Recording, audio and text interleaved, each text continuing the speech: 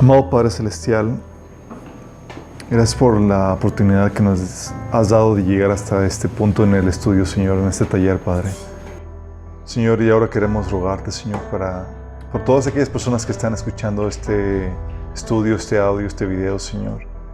Las que están escuchándolo ahora, Señor, y las que las van a escuchar después del rapto, Señor. Su oración, Señor, es que tú toques la vida de esas personas, Padre. Que tú les capacites para el tiempo tan terrible que van a estar viviendo, Señor, en los próximos meses y años, Señor. Padre, te ruego que tú hables a través de mí, Señor. Palabra de sabiduría, de consuelo y de ánimo, Señor, en medio de esta situación. Palabra de dirección, Señor. Cubre mis deficiencias, Señor, y toma control, Señor, de ese estudio en nombre de Jesús. Amén. Son de esos temas que te gustaría advertir a ciertas personas que las has estado compartiendo el Evangelio, pero no han hecho caso. Has estado hablando de Jesús y no se han entregado. Y dices, bueno, ¿qué hago si acaso no se entregan a Cristo? ¿Qué les digo?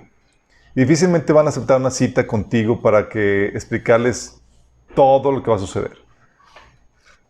Todo lo que este video, la idea es que la gente que cuando vea que suceda lo que la Biblia advierte que va a suceder, pueda activar esa curiosidad y ese deseo de saber qué fue lo que sucedió. ¿Qué es lo que va a suceder? Nada más imagínate. Sucede el rapto. Millones de personas desaparecen de acuerdo a lo que la Biblia profetiza. Primera Tesalonicenses 4, del 13 al 18, 1 Corintios 15, 52. Habla de la desaparición de millones de personas y de forma sorpresiva. Millones de personas desaparecen y la pregunta clave aquí es: ¿qué fue lo que sucedió? ¿Qué fue lo que sucedió? Obviamente van a surgir varias ideas, varias vertientes, y es aquí, si tú estás escuchando esto y sucede después del rapto, tienes que saber que no toda la gente va a pensar que fue el rapto. Vas a encontrarte con la postura de la nueva era o la postura humanista que te dice que fueron abducidos por alienígenas o fueron consumidos incluso. Bárbara Marciniak, una escritora de la nueva era, dice: la gente que deje el planeta durante el tiempo de cambios en la Tierra no pertenecen ya aquí y estorban la armonía de la Tierra. Cuando el tiempo llegue, tal vez unos 20 millones de personas partirán del planeta y en ese momento habrá un tremendo cambio de conciencia para aquellos que se queden. Y aquí está hablando de que van a desaparecer del planeta unos 20 millones de personas. Y esa es la idea de la postura de la nueva era, que van a desaparecer las personas que están obstaculizando que la Tierra evolucione al siguiente nivel de conciencia. Esto ya se está enseñando en la nueva era y en otras religiones. De hecho, como parte de la nueva era, Champagnat habla de la gran llamarada solar. Dice: la gran llamarada solar es enseñada por las principales religiones de la Tierra y habla sobre los últimos tiempos que ya están por venir. El Sol está por liberar una serie de flashes. Esto ocurre cada 25.900 años, que forma un ciclo y pasa todo el tiempo. Al fin del ciclo es ahora y está por suceder en cualquier momento. Y la serie de flashes evolucionará nuestro ADN, ya que nuestros cuerpos son hechos de luz, somos como rayos de luz. Cuando el Sol libere este poderoso flash, transformará nuestro ADN y evolucionaremos a la siguiente densidad, que es la quinta densidad, o 5D, donde nos volveremos telepáticos y capaces de realizar habilidades sobrehumanas. Cuando el flash sobrevenga dentro de los próximos años, tenemos que estar en un estado anímico que sea pacífico y amoroso, porque la luz que emitirá el Sol será una energía de alta vibración, y esa energía de alta vibración va a activar nuestro ADN instantáneamente y te empujará a hacer ese cuerpo de luz, o te volverá loco porque tu vibración es muy baja y no puede adaptarse. Por eso ves en la Biblia profecías de gente desapareciendo de la tierra, dejando a la buena gente. Es básicamente el mismo concepto, y todos como mentes grupales debemos mantener la paz en las mentes y corazones, y todo el tiempo, pues esto es lo que nos adentrará en el tiempo de una realidad más positiva y óptima. Esta es la idea que tienen. Van a desaparecer las personas que están obstaculizando esta evolución de conciencia en el planeta. Vas a encontrarte en páginas de Facebook y demás que forman parte del movimiento Q y demás, que personas que reciben mensajes de alienígenas advierten que ellos se van a llevar a un vasto grupo de personas de la Tierra. Esta gente que está impidiendo que la Tierra evolucione al siguiente nivel de conciencia. En pocas palabras, fueron abducidos, llevados. Y esa es una de las teorías que van a circular. Los alienígenas se lo llevaron. Y más cuando el hecho de que el gobierno de Estados Unidos está liberando cada vez más evidencia de la existencia de ovnis, pues es de esperar que se utilice esa teoría. La cruda realidad es que ningún alienígena nos llevó. Jesús vino por su iglesia conforme a lo prometido en las Escrituras. Y eso quiero que entiendas. Pueden surgir teorías recientes acerca de lo que pueda estar sucediendo con la desaparición de millones de personas. Pero la más antigua es la que viene en la Biblia, profetizada hace 2000 años y enseñada durante toda la era del cristianismo. Primera Tesalonicenses 4, del 16 al 17, el Señor le reveló a Pablo esto. Dice, el Señor mismo descenderá del cielo con voz de mando, con voz de arcángel y con trompeta de Dios, y los muertos en Cristo resucitarán primero. Es decir, va a haber sepulcros que van a quedar vacíos. Dice, luego los que estemos vivos, los que hayamos quedado, seremos arrebatados junto con ellos en las nubes para encontrarnos con el Señor en el aire. Y así estaremos con el Señor para siempre. Entonces aquí está hablando Pablo en 1 Tesalonicenses 4, de 16 al 17, que los creyentes vamos a ser arrebatados para recibir a Jesús en el cielo y estar con Él para siempre. De esto también es lo que menciona Jesús en el Evangelio de Lucas, capítulo 17, del 24 al 37, que dice, cuando el Hijo del Hombre regrese será como en los días de Noé. En esos días la gente disfrutaba de banquetes, fiestas y casamientos hasta el momento en el que Noé entró en su barco y llegó el diluvio y los destruyó a todos. El mundo será como en los días de Lot, cuando las personas se ocupaban de sus quehaceres diarios, comían, bebían, compraban y vendían, cultivaban y edificaban, hasta la mañana en la que Lot salió de Sodoma. Entonces llovió del cielo fuego y azufre ardiente y destruyó a todos. Sí, será todo como siempre, hasta el día en que se manifieste el Hijo del Hombre. Sí, así como el relámpago destella y ilumina el cielo de un extremo a otro, así será el día cuando venga el Hijo del Hombre. Ese día, la persona que está en la azotea no baja a la casa para empacar. La persona que está en el campo no regresa a su casa.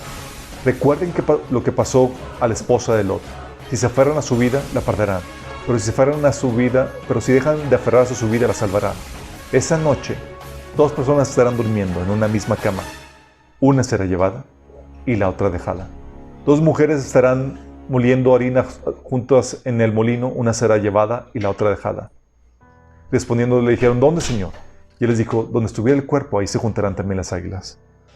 Y aquí te habla acerca de cómo hay personas, tanto de noche, porque va a ser un evento global, van a ser abducidas o van a ser raptadas, llevadas por el Señor, y también de otro lado, donde las que están trabajando van a ser llevadas. Va a ser un evento mundial. Y aquí me menciona que efectivamente se va a ver como un relámpago que estelle sobre el cielo cuando este suceso acontezca. Las palabras más hermosas que hablan acerca de raptos están en Juan 14, del 1 al 3, donde habla Jesús diciendo esto.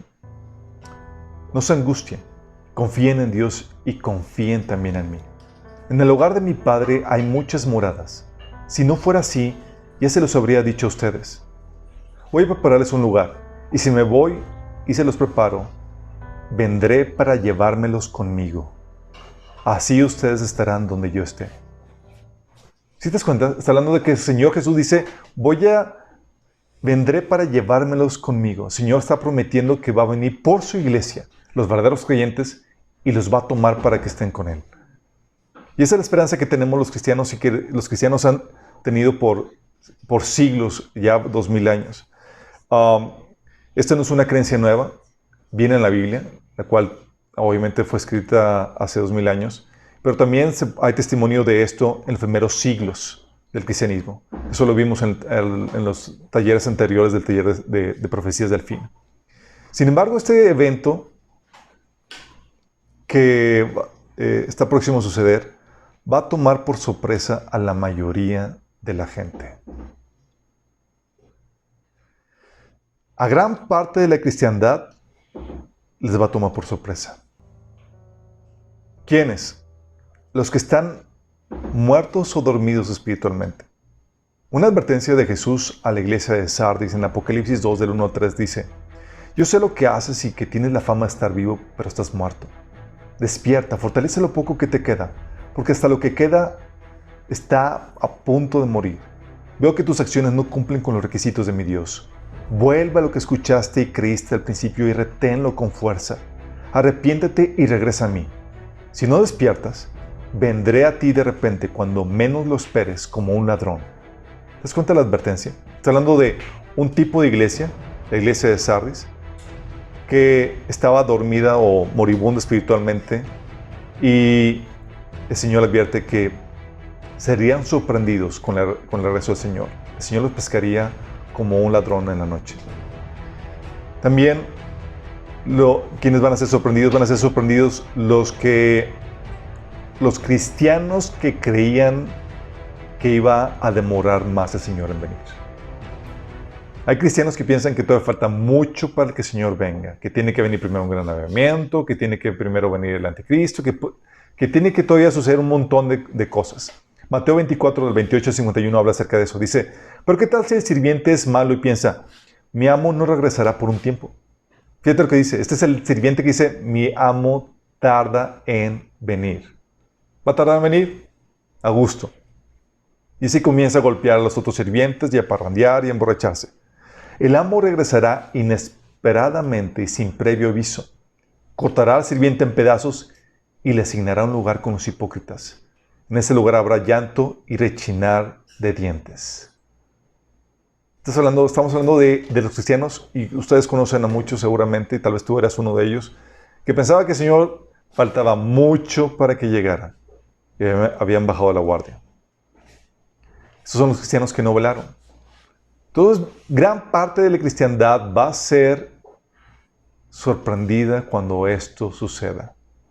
Pero también el resto del mundo va a ser sorprendido. Dice la Biblia en 1 Tesalonicenses 5, del 1 al 3, ahora bien, hermanos, ustedes no necesitan que se les escriba acerca de los tiempos y fechas, porque ya saben que el día del Señor llegará como ladrón en la noche. Cuando están diciendo paz y seguridad, vendrá de improviso sobre ellos la destrucción, como le llega a la mujer encinta los dolores de parto. De ninguna manera podrán escapar. Está hablando del mundo. Va a llegar de sorpresa. Sin embargo, muchos de los que partieron sabíamos lo que iba a suceder, porque la Biblia dice en 1 Tesalonicenses 5, del 4 al 5, ustedes en cambio, hermanos, no están en la oscuridad para que ese día los sorprenda como un ladrón. Todos ustedes son hijos de la luz y del día. No somos de la noche ni de la oscuridad. Está hablando de que podríamos saber la víspera de la venida del Señor. Sí. Estos somos nosotros. Entonces, esto va a sorprender a muchas personas, a muchos cristianos. Y la pregunta clave aquí que muchos harán es: ¿por qué me quedé yo? ¿Por qué me quedé yo? Muchos van a quedarse sorprendidos de no haberse ido. Y tal vez tú que estás viendo esto vas a ser uno de ellos. La Biblia advierte que en el tiempo del Señor muchos van a sorprender de no ser salvos. Mateo 7, del 22 al 23 dice: muchos me dirán en aquel día, Señor, Señor, ¿no profetizamos en tu nombre y en tu nombre expulsamos demonios e hicimos muchos milagros? Entonces les diré claramente, jamás los conocí. Aléjense de mí, hacedores de maldad. ¡Qué fuerte! Está hablando de que muchos van a estar estanteados profesaban una fe, hacían milagros, profetizaban en el nombre de Jesús. Y sin embargo, fueron de los que se quedaron, de los rechazados. Por eso también Jesús decía en Lucas 13, 24, esfuércense por entrar por la puerta angosta del reino de Dios, porque muchos tratarán de entrar, pero fracasarán. Entonces muchos harán todo el esfuerzo y demás, pero van a ser sorprendidos con que fueron rechazados. Entonces van a ser muchos sorprendidos. Muchos miembros de del cristianismo, muchos miembros de la cristiandad, muchos cristianos nominales van a verse sorprendidos. Y el Señor nos advirtió. El Señor nos dijo: velad pues en todo tiempo, orando que seáis tenidos por dignos de escapar de todas estas cosas que vendrán y de estar de pie delante del Hijo del Hombre. O sea, el Señor estaba aquí diciendo que se podía escapar de las terribles cosas que estaban por venir y que podíamos estar de pie delante del Hijo del Hombre y que oráramos para que fuéramos tenidos por dignos de escapar. ¿Y cómo sabes si eres digno o no? ¿Cómo saber si eres digno o no? Definitivamente no es por buenas obras. Pablo en Gálatas 2, del 15 al 16 dice: nosotros somos judíos de nacimiento y no pecadores paganos. Sin embargo, al reconocer que nadie es justificado por las obras que demanda la ley, sino por la fe en Jesucristo, también nosotros hemos puesto nuestra fe en Jesucristo para ser justificados por la fe en Él y no por las obras de la ley, porque por estas nadie será justificado. Entonces no es por obras. Sabemos que una persona no es digna y jamás va a poderse presentarse como digno por sus buenas acciones. Definitivamente es por fe, pero por tener una fe genuina. 2 Corintios 13:5 dice: examínense para saber si su fe es genuina. Pablo le decía a la iglesia de Corintios: pruébense a sí mismos. Sin duda saben que Jesucristo está entre ustedes. De no ser así, ustedes han reprobado el examen de la fe genuina. En pocas palabras, quién es digno o no, se trata de si eres o no eres salvo. Si te quedaste, en pocas palabras, es porque no fuiste salvo. No tuviste una fe genuina. Si no te fuiste, sencillamente no eras salvo de la condenación eterna del infierno. Solo aquellas personas que han recibido el regalo de la vida eterna que es en Cristo Jesús partirán con Él y escaparán de la hora de prueba que vendrá sobre el mundo entero. Entonces, lo primero que tienes que estar consciente y que debes de saber: oye, entonces me quedé. ¿Qué significa? No soy salvo. Lo primerito que debes hacer es ser salvo. Lo primero. Aunque te hayas quedado y tengas que vivir el tiempo de prueba, todavía tú puedes salvar tu alma del infierno. Sí, sufrirás, perderás tu vida, pero tendrás el regalo de la vida eterna y Jesús te resucitará para regresar con los suyos. Al regresar con los suyos, ¿qué tienes que hacer? Simple, no solo tienes que hacer lo que Jesús predicó desde el inicio. ¿Recuerdas lo que Jesús dijo? Dice Marcos 1:15, Jesús fue a Galilea para proclamar el evangelio del reino de Dios. Decía: el tiempo se ha cumplido y el reino de Dios se ha acercado. Arrepiéntense y crean en el evangelio. Son dos cosas sencillas que el Señor ordena: arrepentirse, arrepentimiento, y creer en el evangelio. Arrepentimiento es, con arrepentirte, Jesús se refiere a que rindas tu vida, tus sueños, tu forma de pensar, tus tradiciones, tus posesiones, tu hablar, tu actuar, tus relaciones, etc. Rendir todo a su voluntad. Si hay algo que no quieres rendir en tu vida, no es arrepentimiento. Pues no se trata de una rendición selectiva, de: a ver, Señor, esto y lo otro no. No estás en condición de negociar para conseguir un descuento. Recuerda las palabras de Jesús: si tratas de aferrarte a la vida, la perderás. Pero si entregas tu vida por mi causa, la salvarás. ¿Y qué beneficio obtienes si ganas el mundo entero, pero pierdes tu propia alma? ¿Hay algo que valga más que tu alma? Esto viene en Mateo 16, del 25 al 26. Entonces tienes que arrepentirte genuinamente y tienes que creer en el evangelio. El mensaje del evangelio te dice que la segunda persona de la deidad, el creador y autor de la vida, se hizo hombre y murió en la cruz para pagar la condena de nuestros pecados y resucitó al tercer día conforme a las Escrituras. Y que gracias a esto nos ofrece perdón de pecados y vida eterna gratuitamente por la fe. Eso es el evangelio. Si tú crees que Jesús es Dios, quien se hizo hombre, que murió por ti en la cruz para pagar nuestra deuda de nuestros pecados y que resucitó al tercer día, tú puedes ser salvo. Por eso tienes que invocar el nombre de Jesús. Dice la Biblia que si crees en el mensaje del Evangelio y quieres arrepentirte, la Biblia te dice que puedes invocar su nombre para ser salvo. En Romanos 10:13 dice eso. Invocar significa orar, pedirle la salvación. Y puedes hacerlo con tus propias palabras o te puedo guiar en esta oración que tú puedes repetir de todo corazón. Y yo voy a comenzar con esto. Si te quedaste suavemente porque realmente nunca fuiste salvo, y ahora es tu tiempo para que te puedas arrepentir genuinamente y profesar una fe genuina a Jesús. Y si quieres hacerlo, puedes invocar el nombre de Jesús. Y aún después del rapto, hay salvación. Si quieres ahí, cierra tus ojos. Dios, vengo a ti arrepentido, reconociendo que por mí mismo no puedo restaurar mi relación contigo ni ganarme el cielo. Te pido que perdones mis pecados.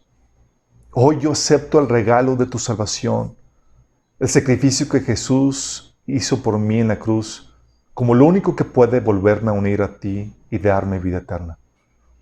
Hoy acepto a Jesús como el Señor de mi vida, para que la gobierne y me guíe.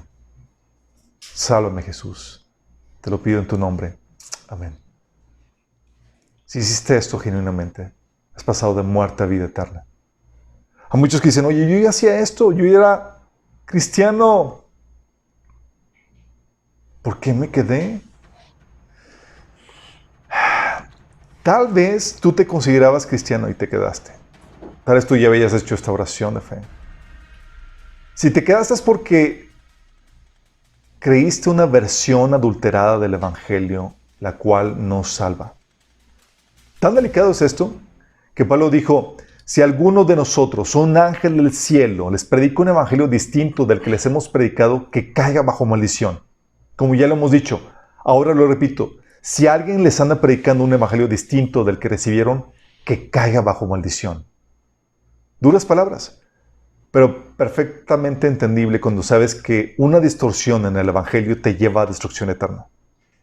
Generalmente esta distorsión afecta a 3 aspectos del mensaje del evangelio. ¿Quién es Jesús? ¿Lo que hizo? ¿Y cuál debe ser tu respuesta al mensaje? 3 aspectos básicos. Si el enemigo logra distorsionar alguna de esos 3, tú ya creíste un evangelio diferente. ¿Quién es Jesús? La Biblia enseña que es el Mesías, el Hijo de Dios, Dios hecho carne, Jehová, el Señor, el único camino a Dios, el mediador del mundo, el Rey que trae el prometido reino de Dios. Si no crees que es Dios, el Creador encarnado, la segunda persona de la Trinidad, si no crees que tan solo fue un maestro, o si crees que fue meramente un líder de una religión, o un ángel encarnado, o un gran líder moral, o un ser creado, no serás salvo. Como él advierte en Juan 8:24. Si no creen que yo soy el que afirmo ser, en sus pecados morirán. Entonces, si tú distorsionas la identidad de Jesús para que sea algo que la Biblia no enseña, tú has creído un evangelio diferente. Aunque hayas hecho la oración de fe, realmente no estabas creyendo en el verdadero Jesús. Creer lo que Él hizo. Creer que cargó con sus pecados muriendo en la cruz para ofrecernos el perdón de pecados, vida eterna y entrada en su reino de forma gratuita. Creer que resucitó al tercer día, se apareció a muchos testigos y fue llevado al cielo y volverá otra vez a establecer el reino de Dios.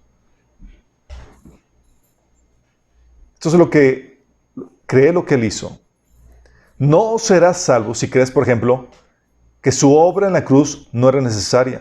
Es decir, que hay otras formas de ser salvo. Estás distorsionando lo que Él hizo.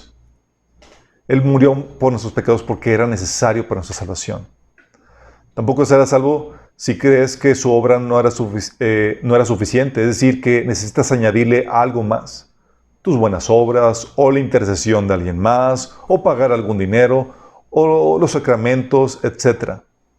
Tampoco lo serás si crees que no resucitó físicamente, o que alguien más murió en su lugar, como los musulmanes creen, o que su muerte no fue para el perdón de nuestros pecados, sino que solamente fue víctima de un complot judío-romano.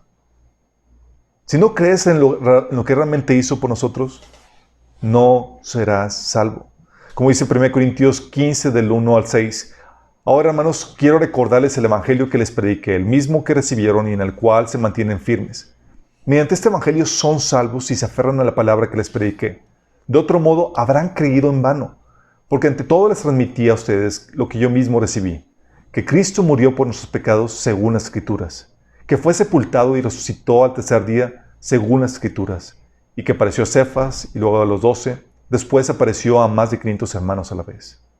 Este es el evangelio que habla de quién es Jesús y lo que Él hizo por nosotros. Entonces, si distorsiona lo que Él hizo, la obra que hizo por nosotros, si no crees que murió por nosotros en la cruz o que resucitó, no serás salvo. También si se distorsiona tu respuesta. La Biblia enseña que debemos arrepentirnos de nuestros pecados, es decir, de todo aquello que la Biblia condena, y aceptar la salvación por fe invocando su nombre. Si no crees si crees que la salvación no se recibe gratuitamente por la fe en Jesús y su obra en la cruz, no serás salvo. Por ejemplo, tratar de ganarte la salvación con tus buenas obras, o quererla comprar con indulgencias o de alguna otra forma, o solicitar la intercesión a algún santo para conseguirla, o realizar ciertos rituales como requisito te llevará a la condenación eterna. Si crees que lo que Jesús hizo no era necesario, tampoco serás salvo. Por ejemplo, gente que piensa que cualquier religión salva o lleva a Dios, es causa de condenación eterna.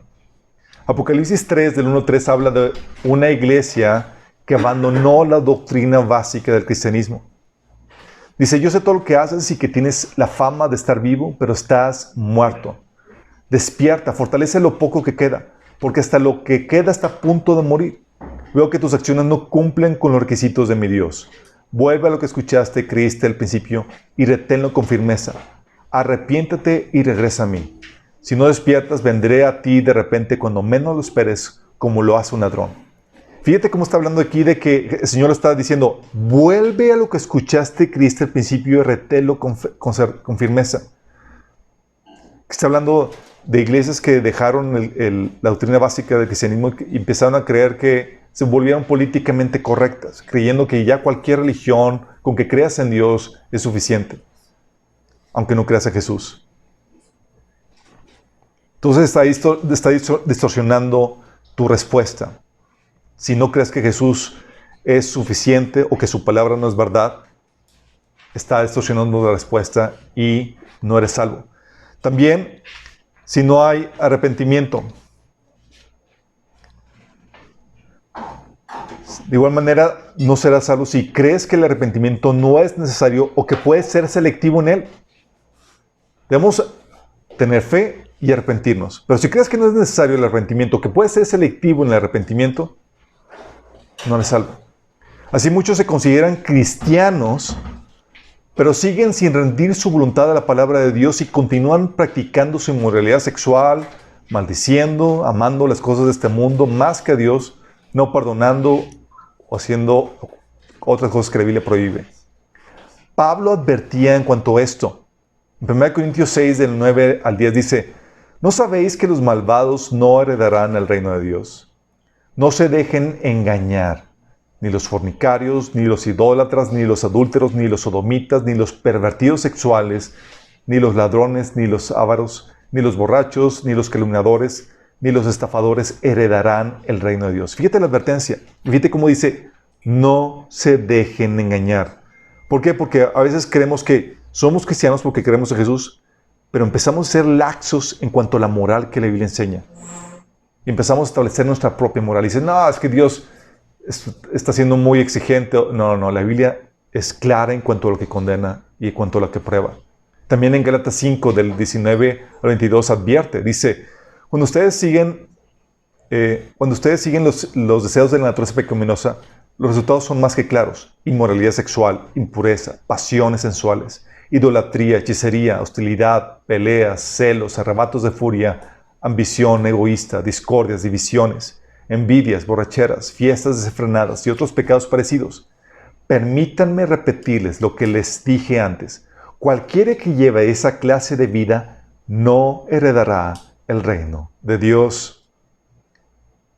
Está advirtiendo Pablo, ¿sí? Pero a veces no tomamos la advertencia de la Biblia con seriedad. Y pensamos que, pues está exagerando. Ahorita ya, y ves a cristianos que viven como ellos quieren y son laxos en eso y piensan que pueden hacer lo que quieran.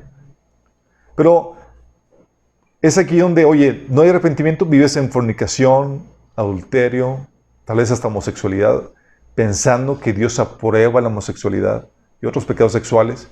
No te extrañes que te hayas quedado. Oye, si practicas robo, o eres estafador, o estabas envuelto en borracherías o en drogas, no te extrañes que te hayas quedado. O incluso si practicabas la avaricia, que la Biblia enseña en Efesios 5:5 que es idolatría, no te extrañes que te hayas quedado. De hecho, la Biblia habla de un tipo de iglesia, que es la iglesia de la Odisea, que tenía esa problemática. Eran ávaros, gente que ama las cosas de este mundo. La iglesia de la Odisea usaba la fe y a Dios para alcanzar el éxito de este mundo o lo que el mundo ofrece, que es riqueza económica, comodidades, orgullos de tus logros, títulos y posiciones. Lo cual en 1 Juan 2:16 se dice que eso no viene del Padre, sino que viene del mundo. Entonces, la iglesia de la Odisea usaba la fe cristiana y la fe en Dios y a Dios para conseguir lo que el mundo le ofrece, en vez de una vida abnegada, sometida a la voluntad de Dios. Y el Señor le advirtió, le dijo en Apocalipsis 3:16 al 17, por cuanto eres tibio y no frío ni caliente, te vomitaré de mi boca, porque dices, soy rico y me he enriquecido, y de ninguna cosa tengo necesidad, y no sabes que eres un desventurado, miserable, pobre, ciego y desnudo. Fíjate cómo está hablando esta iglesia. Sí creían en Jesús, pero no se habían arrepentido.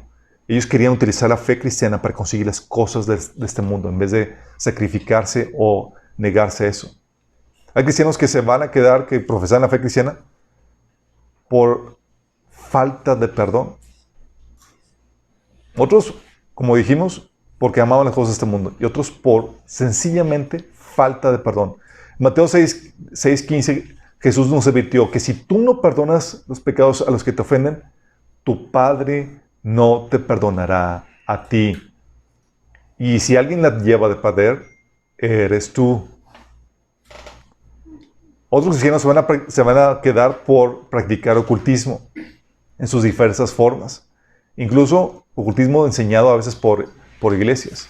Sí, que en Deuteronomio 18 del 9 al 13 habla acerca de eso. Consultar a los muertos, invocar a los muertos, orar a los muertos, adivinación, brujería, hechicería, etc. Sí. Hay unos que también creen que arrepentimiento significa seguir la tradición y las ordenanzas de su iglesia en lugar de la palabra de Dios. Eso, el pensar que el arrepentimiento significa seguir la tradición y las ordenanzas de tu iglesia por encima de la palabra de Dios, te puede llevar a la condenación eterna. Por causa de eso, muchos desobedecen la palabra de Dios para seguir sus tradiciones o las reglas de su iglesia o su líder religioso. Jesús recriminó este actuar a judíos de su tiempo. En Marcos 7:8 dice, ustedes han desechado los mandamientos divinos y se aferran a las tradiciones humanas.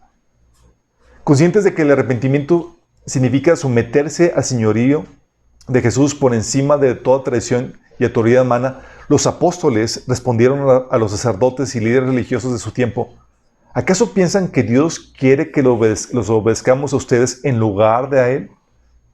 Es necesario obedecer a Dios antes que los hombres. Hechos 4 del 19 y Hechos 5:29. Habla acerca de eso. Muchos cristianos se quedarán porque creyeron que vivían en obediencia a Dios, cuando en realidad lo estaban desobedeciendo por seguir los lineamientos de su iglesia. Si no estás dispuesto a rendir tu vida, es decir, tus tradiciones, tu forma de pensar, tus sueños, tus anhelos, tu hablar, tu actuar a la voluntad de Cristo anunciada en la Biblia, no serás salvo. Lucas 13:5, Jesús le dijo a los que lo seguían, todos ustedes perecerán a menos que se arrepientan. Por abrazar algunas de estas distorsiones, en alguna de estas áreas, muchos se quedarán. Nuestra oración es que abraces el Evangelio que la Biblia anuncia y así puedas ser salvo. Cristianos, por seguir la tradición de sus iglesias, por ejemplo, la oración a los santos, a la Virgen María, que eso es ocultismo, la Biblia prohíbe invocar a los muertos, el culto a las imágenes, la Biblia prohíbe que te hagas imágenes, semejanza de lo que hay arriba en el cielo o abajo en la tierra, prohíbe que te hinques ante ellas y le rindas culto. Aunque tú le llames latría o lo que tú quieras llamarle, la Biblia dice que ya te postras o te hincas o le haces alguna forma de reverencia, es idolatría. Muchos se van a quedar por causa de eso. Entonces, si distorsiona cualquiera de una de estas tres cosas, ya sabes por qué te quedaste. Lamentablemente, muchos no vieron las señales claras de su no conversión cuando estaban a tiempo. ¿A qué me refiero con esto?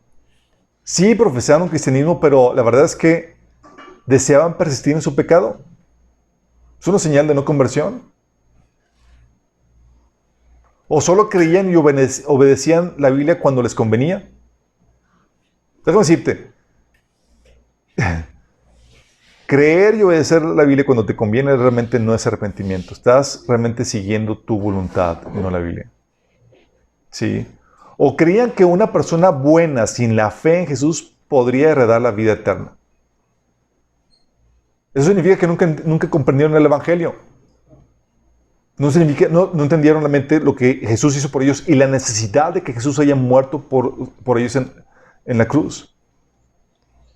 O personas que no estaban dispuestas realmente a cambiar sus creencias por las que vienen en la Biblia. En pocas palabras, seguían la fe cristiana a su modo. O cristianos que por voluntad propia no se congregaban con otros cristianos. Dice la Biblia que la señal de que estamos en luz es que tenemos comunión unos con otros. Es una señal de conversión. O también, otra señal de no conversión es que no leías la Biblia por apatía, por flojera, por no ser tu prioridad.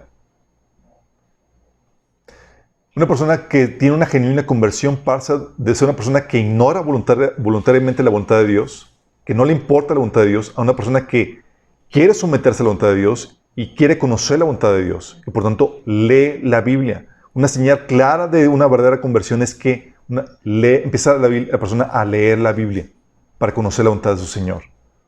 Porque si digo, oye, quiero someterme a Cristo y voluntariamente ignoro la voluntad de Cristo, significa que no me he convertido.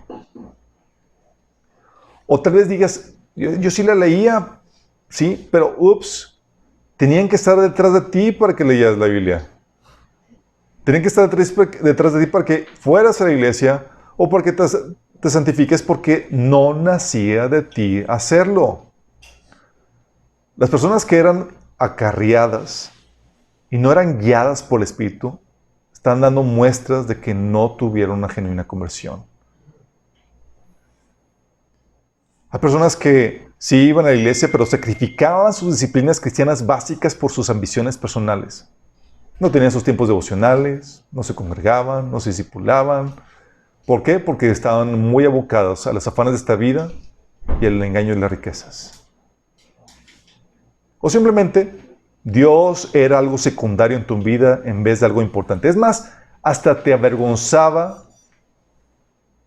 mostrar interés en Dios porque podrían llamarte fanático. Esas son señales de no conversión.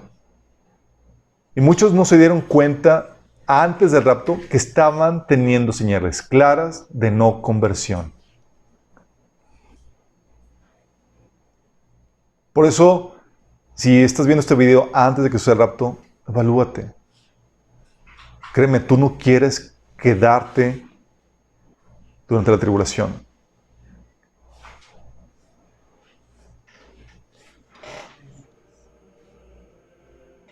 Si tomaste la decisión, si te arrepentiste genuinamente, creíste en el Evangelio, invocaste el nombre de Jesús, ya eres salvo. Esta salvación, como consecuencia, comienza en ti un proceso de santificación. poco a poco, conforme el Señor te enseña en su palabra, irás cambiando muchas actitudes, formas de pensar, comportamientos, entre otras cosas, que están mal delante de Dios. En tu lucha contra el pecado habrá caídas, pero si le confiesas tu pecado en oración, Él es fiel y justo para perdonarte y limpiarte de toda maldad, como dice 1 Juan 1:9. Este proceso de santificación y lucha contra el pecado durará toda tu vida mortal. Pero no tengas miedo. El hecho de que no seas perfecto todavía, es decir, sin pecado, no significa que no seas salvo. La salvación no es por obras, sino por fe. Por lo que Jesús hizo por ti. Para que así nadie pueda presumir de haber obtenido algo por sus propios méritos, como dice Romanos 3:27. Una señal de que tu conversión es genuina es que habrá en ti el deseo de obedecer la Biblia. Tienes que seguir las instrucciones de Jesús y los apóstoles que vienen en el Nuevo Testamento y mantenerte fiel a su mensaje, aunque te cueste persecución, aunque te cueste la vida. Entonces, si ya vimos por qué te quedaste y cómo ser salvo después del rapto, vamos a ver lo que verás y vivirás después del rapto.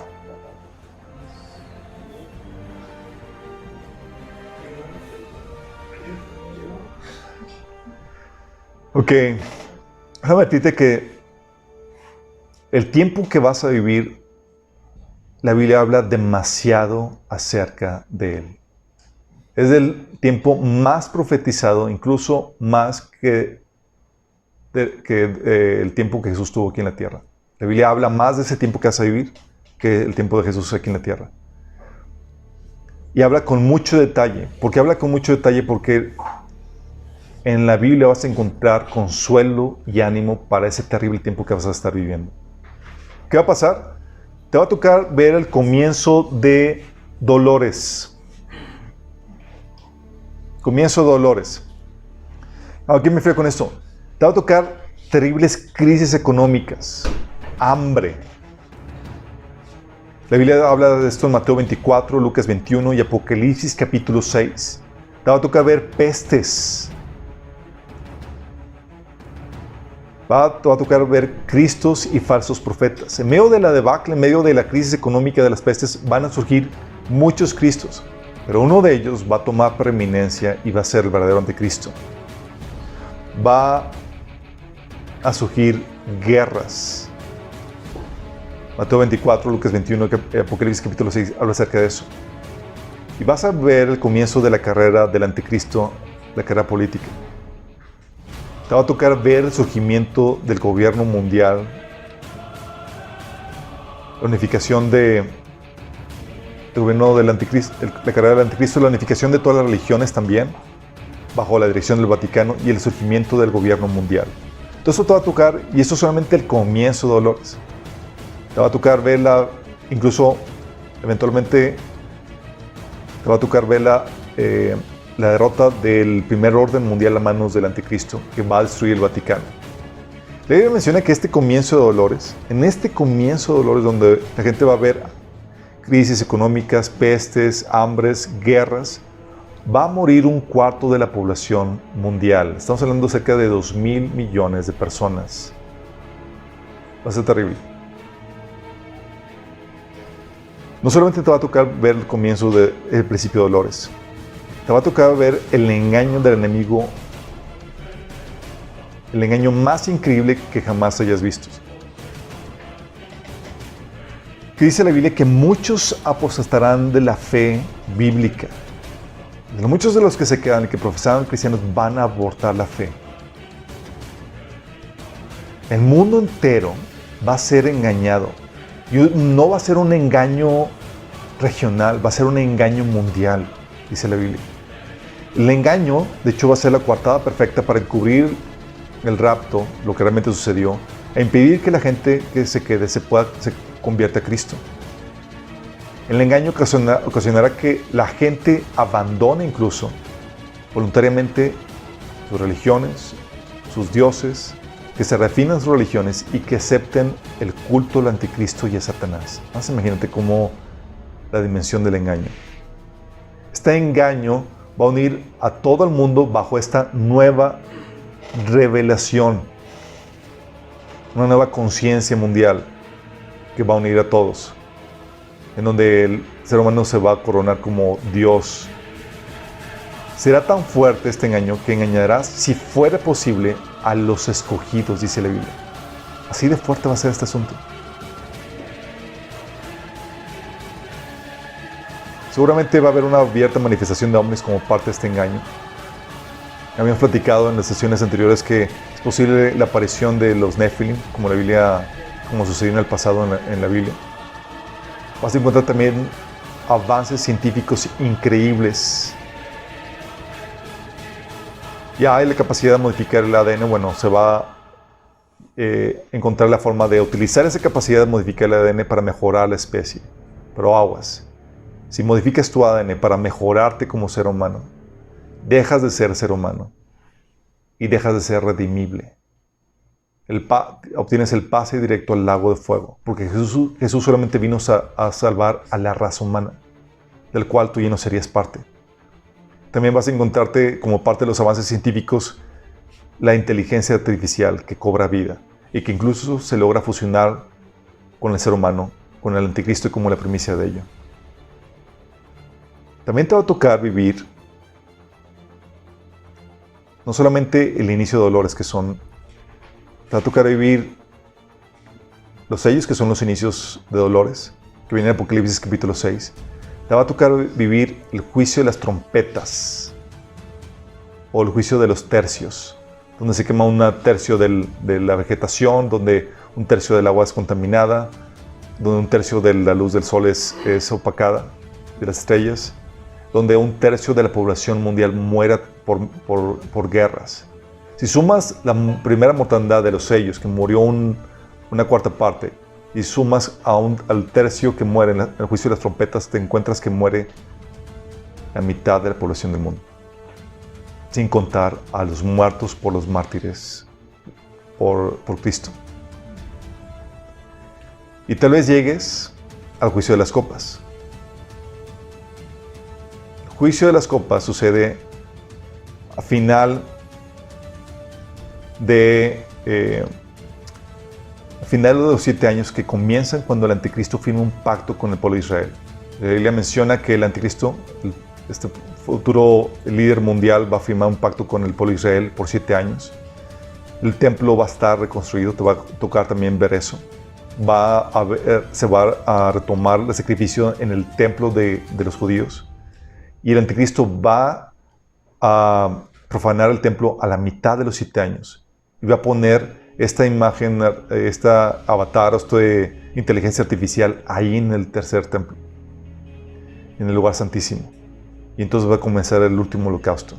Para ese entonces el anticristo va a obtener el poder absoluto de este futuro gobierno mundial.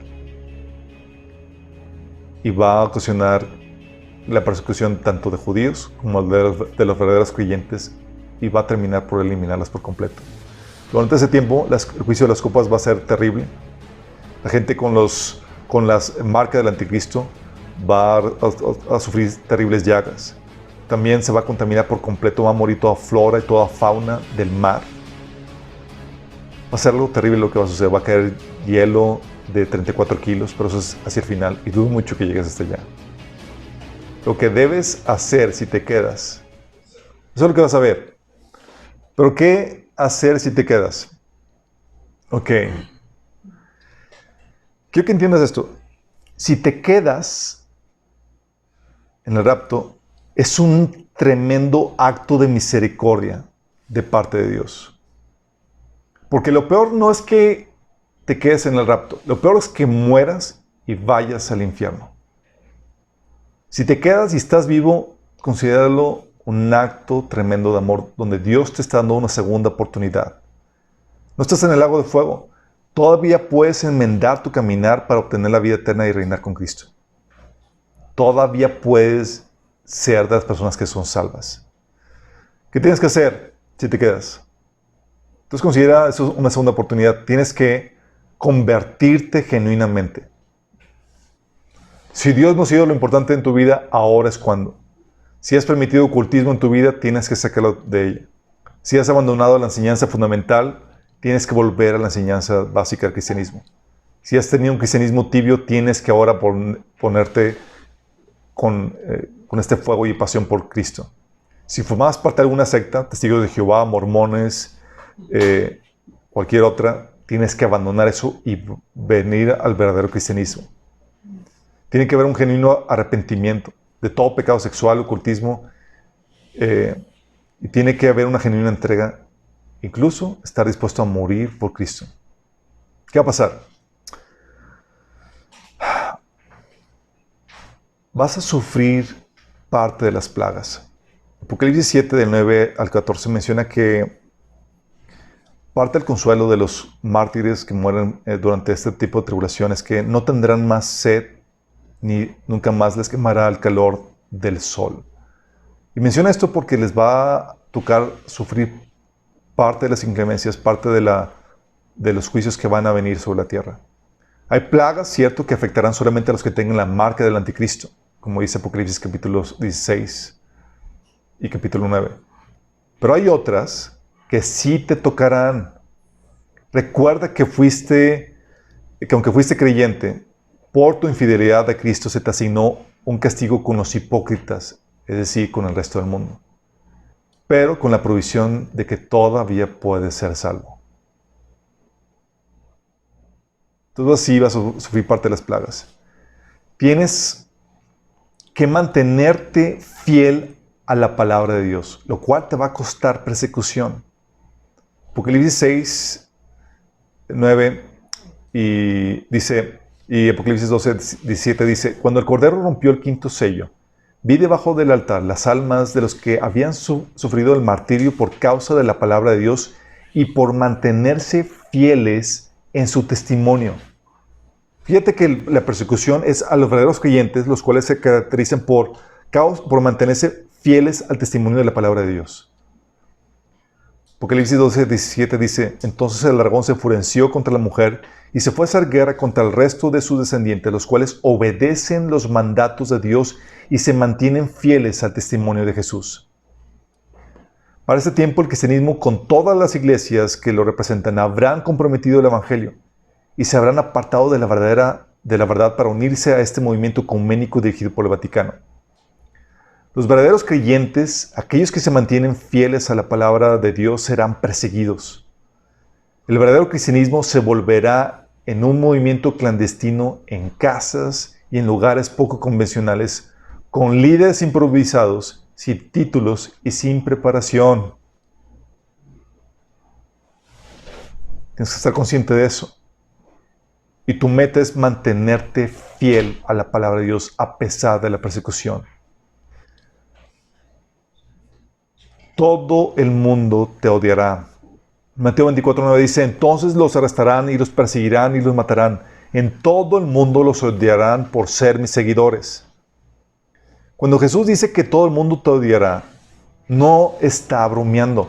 No habrá nación alguna en la que puedas huir porque todas odiarán a los cristianos, a estos creyentes fanáticos que se contraponen a todo lo que la nueva sociedad apoya.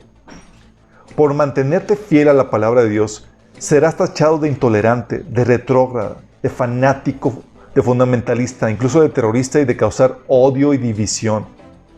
Se te acusará de los males de este mundo. Y tú tienes que estar dispuesto a eso. Muchos traicionarán la fe y a los hermanos.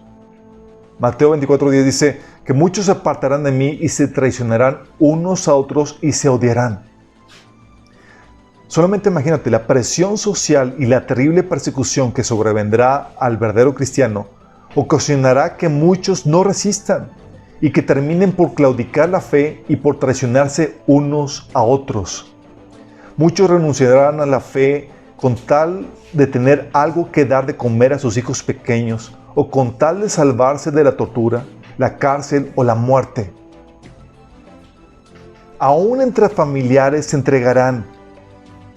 Pero aquí se cumple la palabra de Jesús: el que quiere a su padre o su madre más que a mí no es digno de mí. El que quiere a su hijo o a su hija más que a mí no es digno de mí. Y el que no toma su cruz y me sigue no es digno de mí. El que se aferra a su propia vida la perderá. Y el que renuncie a su propia vida por mi causa la encontrará. Esto viene en Mateo 10 del 37 al 39. Entonces tienes que estar dispuesto incluso a sacrificar tu amor por tu familia en la carne. También tienes que estar consciente que el amor de muchos se enfriará. Dice el Mateo 24:11, que habrá tanta maldad que el amor de muchos se enfriará. Para los creyentes serán los días más difíciles en la historia. No solo tendrán que soportar los peligros de la muerte y persecución, sino que tendrán que soportar el aumento exponencial de la maldad. No habrá ningún sentimiento de amor, fidelidad, compasión y misericordia. No habrá el egoísmo y la despiadada ley de la selva será lo que prevalezca en ese tiempo. Mantener la fe, el amor y el fervor por Dios en un ambiente así será un milagro que solo Dios podrá hacer en la vida de los que se queden.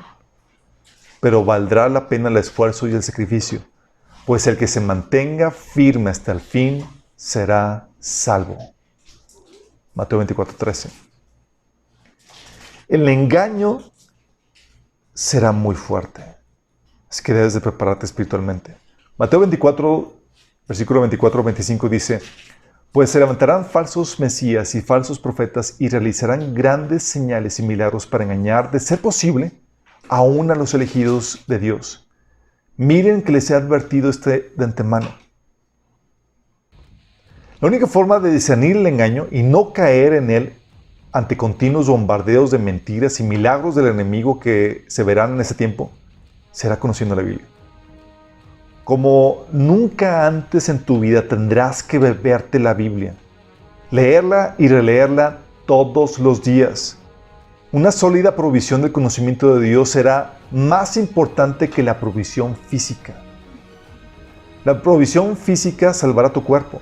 La palabra de Dios, en cambio, salvará tu alma. Será muy inocente esperar que en ese tiempo haya recursos cristianos en Internet. Seguramente serán borrados. Me temo que tendrás que conseguir copias impresas de la Biblia y estudios de aquellos grupos que partieron en el rapto. Nosotros aquí en Minas hemos dejado todo nuestro discipulado, audio, video y escrito en memorias USB y también listo para bajarse en nuestra página. Si consigues hacerte de él, de los talleres del discipulado, dale prioridad a básicos del cristianismo y a profecías del fin. Necesitas conocer la doctrina básica y necesitas conocer a detalle cuál es el mapa de lo que está por suceder. Porque lo que te estoy dando aquí es solamente un panorama general. La única razón por la cual estarás vivo será compartir el Evangelio. Mateo 24:14 dice: y este Evangelio del reino se predicará en todo el mundo como testimonio a todas las naciones, y entonces vendrá el fin.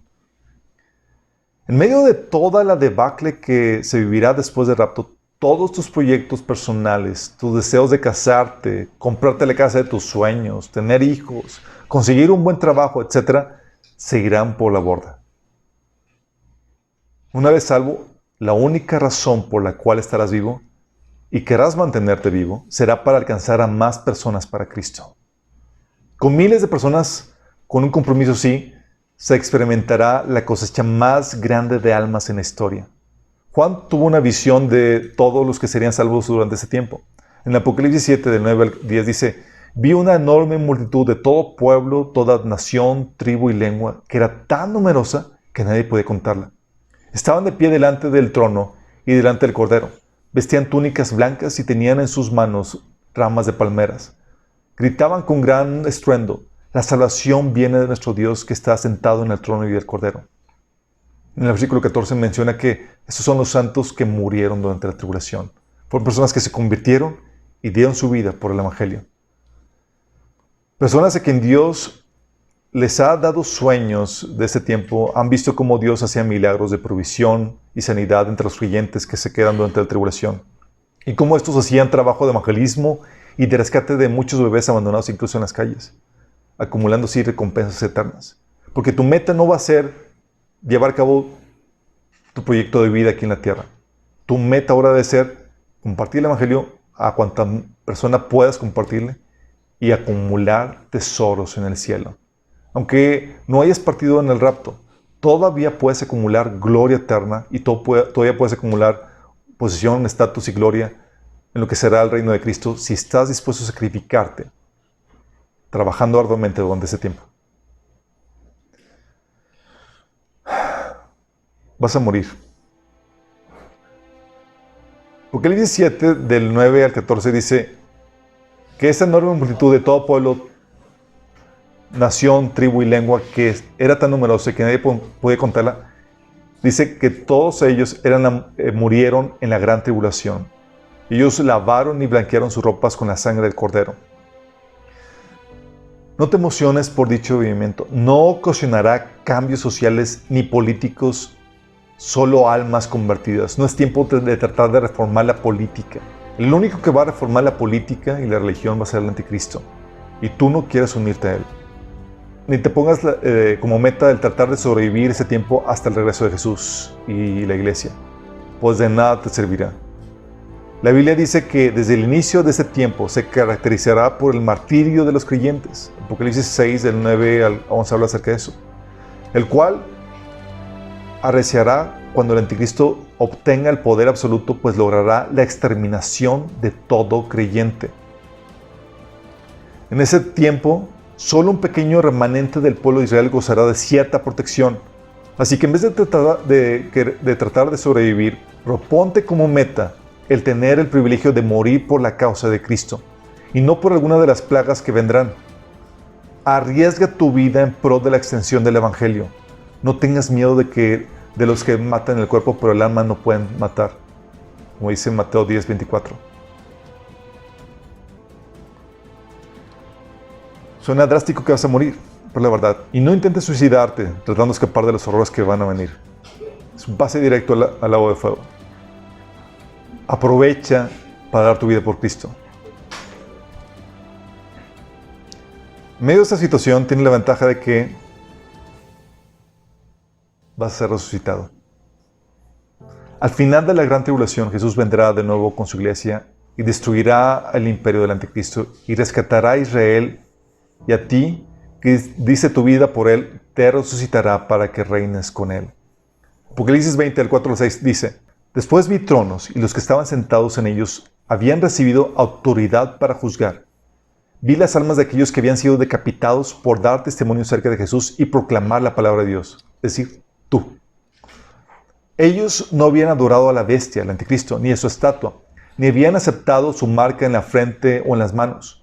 Volvieron a la vida y reinaron con Cristo durante 1000 años.